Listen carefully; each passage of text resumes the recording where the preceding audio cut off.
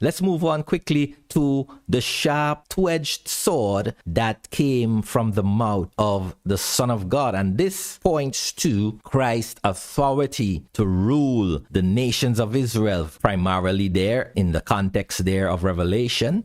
Revelation 19, verse 15. From his mouth comes a sharp sword with which to strike down the nations, and he will rule them with a rod of iron. He will tread the winepress of the fury of the wrath of God the Almighty. So here is what the role of Christ, given the authority to judge Israel. Remember, Christ always pronounced judgment over Israel, in Matthew chapter 23, when he told them, look, because of all their wickedness and how they treated God's prophets and how they would treat him and his apostles, the wrath of God would come upon Jerusalem and its people and its temple. That rod of iron there would be the armies of Rome, which Christ would use to smash the people of Israel and the nation of Israel and their temple and their old covenant system of worship, right? Now, let's look at Revelation chapter 2, verse 26 to 27. That's to show you that's exactly what Christ himself said. I didn't just make that up off the top of my head. Look at Revelation chapter 2, verse 26. It says there, the one who conquers and keeps my works until the end, to him I will give authority over the nations. That's the sword that comes out of the mouth, right?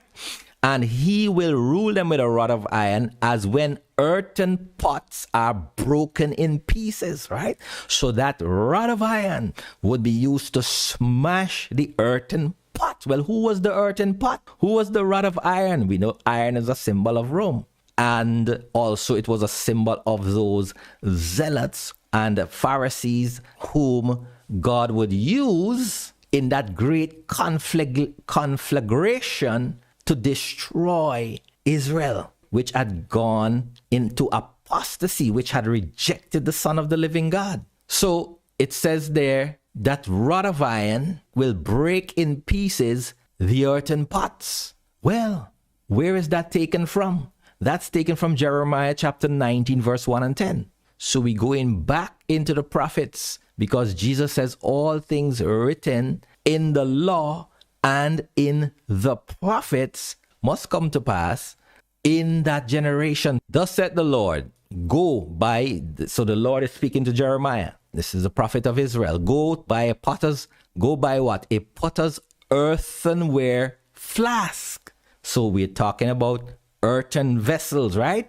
And take some of the elders of the people and some of the elders of the priests and go out to the valley of the son of Hinnom at the entry of the potsherd gate and proclaim there the words that I tell you. You shall say, hear the word of the Lord, O kings of Judah and inhabitants of Jerusalem. Notice, this is a message to Israel, Judah and Jerusalem. Thus says the Lord of hosts, the God of Israel, behold, I'm bringing what? Such disaster upon this place that the ears of everyone who hears of it will tingle, right? So God is speaking about disaster, judgment upon Israel, because the people have what? Forsaken me and have profaned this place by making offerings in it to other gods, whom neither they nor their fathers nor the kings of Judah have known. And because they have filled this place with the blood of innocents. Remember, Jesus talked about this. Because of Israel's murder of the prophets, judgment would come upon them, and have built the high places of Baal or Baal to burn their sons in the fire as burnt offerings to Baal, which I did not command or decree, nor did it come into my mind. Therefore, behold, now the days are coming, declares the Lord, when this place shall no more be called Topheth, or the valley of the son of Hinnom, but the valley of slaughter. Right? Now, this actually is a reference to Gehenna, which Jesus spoke about. The bodies of the slain of Jerusalem would be cast into Gehenna, but your mainstream Bibles would render that place, Gehenna, as hell. Okay? The word Hell in certain passages of the Gospels is actually in the Greek Gehenna, which is the valley of the son of Hinnom, which this prophecy said would become the valley of slaughter. And in this place, I will make void the plans of Judah and Jerusalem and cause their people to fall by the what? The sword before their enemies. So again, here is God predicting that catastrophe, right? Here is God predicting that massacre that came upon Jerusalem. So not just the Romans caused that massacre, but also the zealots and the civil war within Jerusalem. That was the rod of iron being used to smash that earthen vessel, because we'll see just something again. We'll come to that. And by the hand of those who seek their life, I will give their dead bodies for food to the birds of the air and to the beasts of the earth. Another place in Revelation, it says, come to the supper, the great supper where the birds of the air will feed upon the bodies of these people. And the context was Jerusalem. I will make this city a horror, a thing to be hissed at. Everyone who passed by it will be horrified and will hiss because of its wounds. And I will make them eat the flesh of their sons and their daughters. You read the book of the books of Josephus. This literally happened during the siege of Jerusalem in the year 70. This literally happened. And everyone shall eat the flesh of his neighbor in the siege and in the distress with which their enemies and those who seek their life afflict them.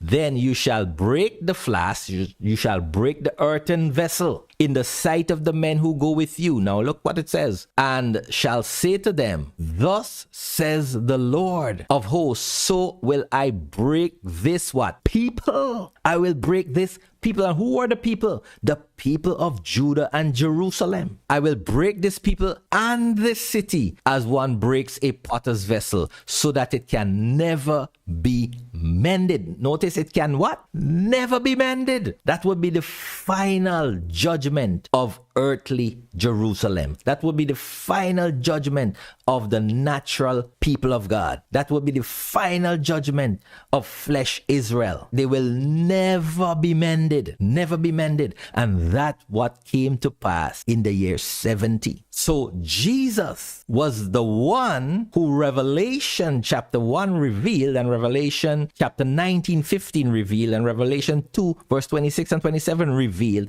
as the one who had that authority to smash Jerusalem using the enemies of Jerusalem. You understand what Revelation is revealing?